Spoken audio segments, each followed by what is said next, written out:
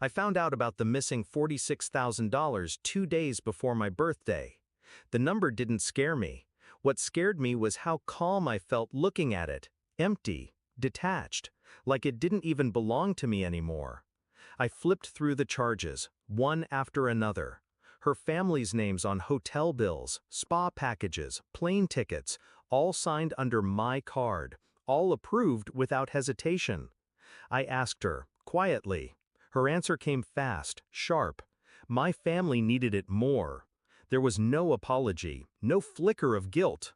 Her mother's voice floated in from the other room. "You can celebrate alone. We had better plans." They laughed. And something inside me cracked. Not loud, not violent. It just broke, clean. I looked at them, both of them, and I said, "Then don't ever call me again." I walked out that night. They thought that was the end. It wasn't. When you've been married long enough, betrayal stops feeling like fire. It feels like gravity, like falling, slow, deliberate, impossible to stop. The next morning, I sat at the kitchen table, reading the statements again. They didn't hide it. Her mother used my card to fund her brother's vacation. Her sister maxed it out at designer stores. And my wife? She knew. She handed them the keys. It wasn't just the money. It was the quiet, planned theft of trust. She'd told me once that love meant sharing everything. Apparently, everything included my silence, my savings, my spine. I used to think I was part of the family. I was never family. I was a wallet that could talk. Until I stopped talking. I didn't rage, didn't curse. I spent days digging, tracing payments, pulling phone records, watching as the shape of their plan unfolded in cold, meticulous patterns. Her mother's name was tied to accounts I never knew existed. Her brother used my card to front gambling debts, debts I realized my wife had quietly paid off before. I sifted through emails, hotel reservations, flight confirmations, found photos, group dinners, weekend getaways, all of them, together, without me. The room they booked in Dubai? It was supposed to be a surprise gift. Not for me, for her new partner. I stared at that receipt for a long time. I wasn't angry. I was awake. That's when I moved, quietly. I canceled every card, froze every account, closed every shared asset under my name. Transferred funds they didn't know I controlled. Reversed authorizations they thought would slide through. The house? My name was still the only one on the deed. She forgot that. I sold it. Gone. Clean. No forwarding address. She called me the next evening. Her voice, tight, desperate, wrapped in a layer of fake composure. "There's something wrong with the accounts," she said.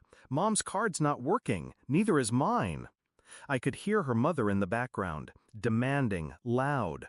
My voice stayed cold, measured, no mistake. I closed them. Silence.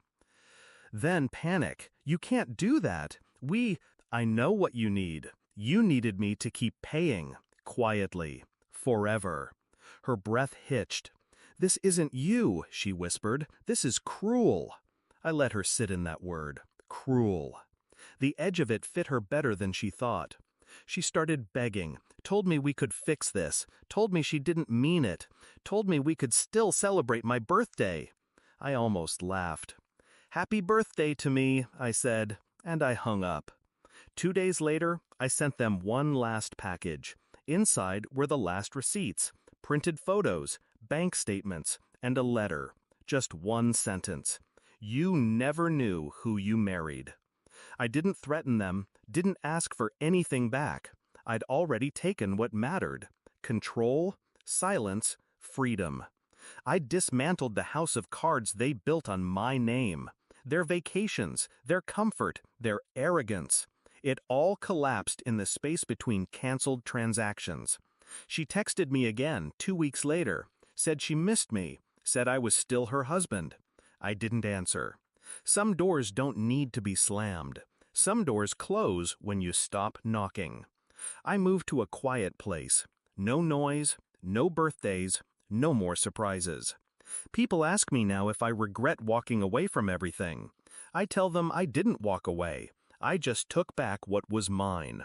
Sometimes power isn't about raising your voice. It's about taking it away from people who think they own it. She won't call again.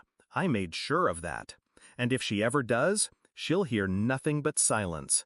The sound of a man who finally learned to leave.